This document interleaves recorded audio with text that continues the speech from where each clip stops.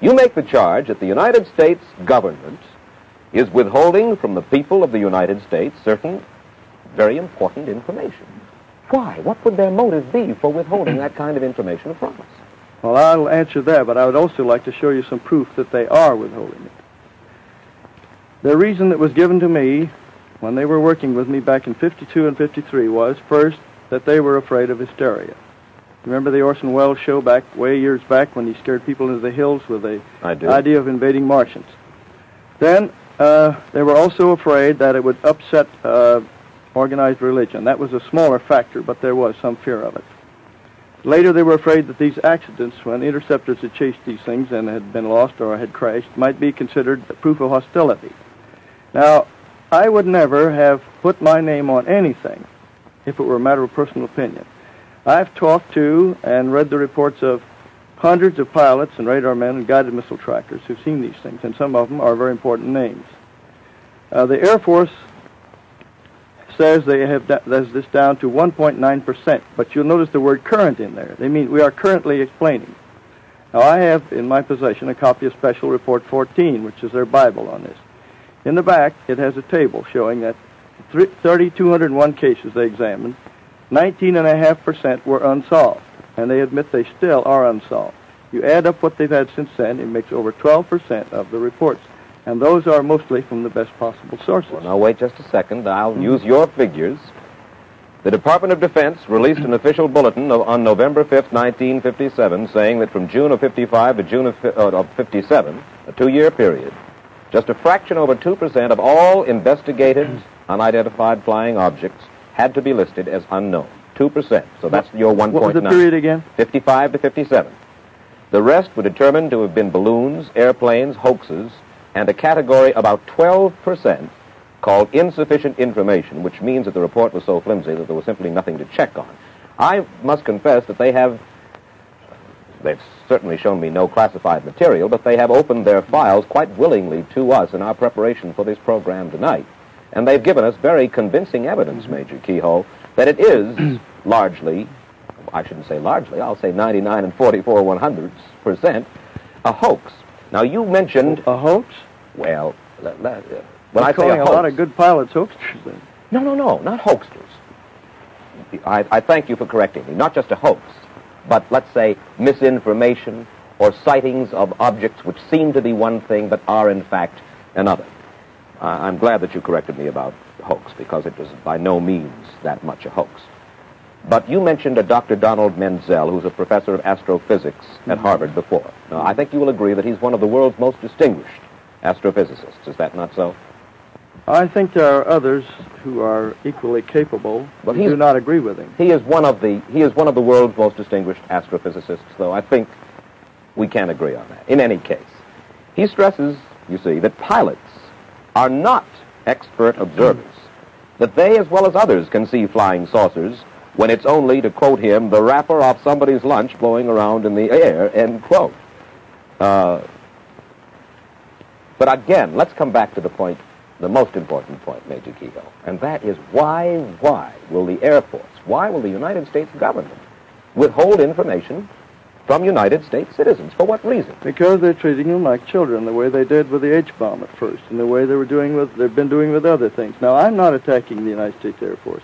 I'm attacking a small group in there that has been persistently keeping this from the public, just as they've kept other things. For a long time, you couldn't even mention the idea that we could be hit by missiles from submarines from the Gulf and from both coasts very easily. I knew that years and years ago and tried to get it out, and at the time was discouraged about it. Now, you mentioned this denial of these documents. Now, I'd like to tell you something that happened on the Armstrong Circle Theater. I had requested that those points be in the script, and I was discouraged from it at first by their writer. Then later, some of our Board of Governors insisted that we have those points included. So I said, either I don't go on or we have those in there. So I said, all right. So the script was completely rewritten. Now, those were in the script as it was first rehearsed, but when the second rehearsal came along, and the Air Force saw the mimeograph sheet, the Air Force representative, according to the Armstrong writer, said they would immediately deny it on the air, even though it meant denouncing their own former project chief. Now, the source for this was Captain Edward Ruppelt, who was the head of Project Blue Book for 2 years. And at that time, he was considered good enough that he briefed President Truman on these things. Mm-hmm. He was the top man. Rank didn't mean anything. It's your experience that counted. All right. He says these things existed. He put it in a book which was cleared by Security and Review in the Air Force. On December 5th, 1955, that was cleared. It's in his book. He's never been hauled in and court-martialed. Now, I have here, and if you allow your camera to come in on it, this is a sheet from the script of the Armstrong Theater, which was deleted. This was crossed off, and I was told that I couldn't say it on the air. Mm-hmm. Now, that was censorship by intimidation. This can be matched up with the other sheets from the Armstrong Circle script, and any typewriter expert will show you. Well, I'm certain they ordered it taken out. I'm certain that people believe you. The only thing is that the next morning I distinctly remember reading a report by you, Major Keyhoe, to the effect that no censorship, no pressure of any kind had been put upon you. I'm sorry, Mr. Wallace. I know that statement almost by heart. Yes. I said that CBS and the Armstrong people were not to blame for cutting me off the air when I tried to mention the fact that a Senate committee was working on the secrecy angle. I never mentioned this that night to anyone because I had promised that I wouldn't say anything about it on the air that the Armstrong people. It was taken out, and I will do this. I will ask the United States Air Force to have the Marine Corps put me on active duty for court-martial if that is not the case. Major Keyhoe, I understand you have 3 new reports on file, which in your opinion, you have them currently on file, and they're new reports. And these, in your opinion, would convince every person in this country that flying saucers are a fact. Is that correct? They should convince a lot of people because of the names involved. Tell us about it. I told your interviewer in Washington that I couldn't mention the names because they were too high. One of them is a top scientist in this country whose name would be known to everybody. Well, why wouldn't he want his... Because he's afraid of the official ridicule. He's afraid of official ridicule? That's right. More afraid of official ridicule than of possibly alerting the country to a serious national danger? You'd be surprised how many people give us reports and they say, please keep my name confidential. Well, I'll give you one report which came to us. The name has to be left out. In 1951, a UFO circled the fleet in Korean waters. It circled it at high speed, and they launched several planes to try to get a close in on it. They got a radar lock on. That is, the radar was guiding the planes toward the object. Mm-hmm. This was picked up by radars on 14 naval vessels. This object circled about, for a half an hour more, and then it took off at a speed way over in excess of 1,000 miles an hour. Mm-hmm. This report was certified, and 9 members of our Board of Governors saw it, signed it, and agreed that they had seen it, and agreed to the contents. Yeah. There is another report that just came in from 4 top missile designers or engineers at one of the big plants in this country. They saw an elliptically shaped object and 2 small round disc-shaped objects flying with it over California, November 11th, 1957, at a speed of at least 5,000 miles an hour. These men are well qualified to know what they see, with broad daylight, not a cloud in the sky. There have been cases even where the Air Force has shot at these things. Now, if there's nothing there and they don't exist, why do they shoot at them? You mentioned Mr. Horner.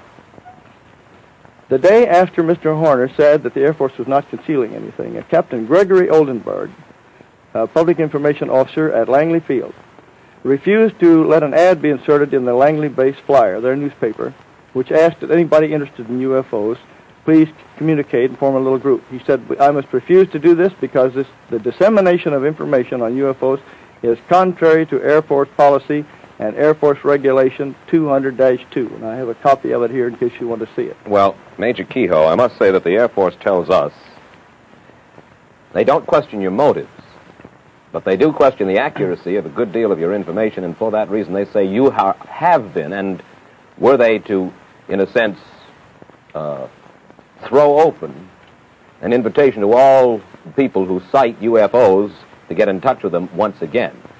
They'd get all kinds of cranks, hoaxsters, and so forth, and you see, they run down every one of these sightings, and it has cost them a tremendous amount of money to no avail over the past few years. That's what they told you. That is what they told me. Now, sir, in a moment I'd like to ask you this. In the past few years, millions of flying saucer enthusiasts have become excited about the stories of two men, George Adamski and Howard Menger. Both of them claim to have seen flying saucers. Menger claims to have been given a ride in one by some creatures from Venus. Adamski says he's chatted with a man from Venus in the California desert. I'd like to get your reaction to those stories, and we'll get Major Keyhoe's reaction in just 60 seconds. All right, Major, about George Adamski and Howard Menger, both men claim to have talked with men from Venus. Menger claims that he's even taken a ride on a flying saucer. Do you believe them? No. You think they are hoaxers? We do not accept any reports of these so-called contactees without more evidence. We've asked them to submit their claims and take lie detector tests. We don't throw them out. We simply say we'll give you a fair chance.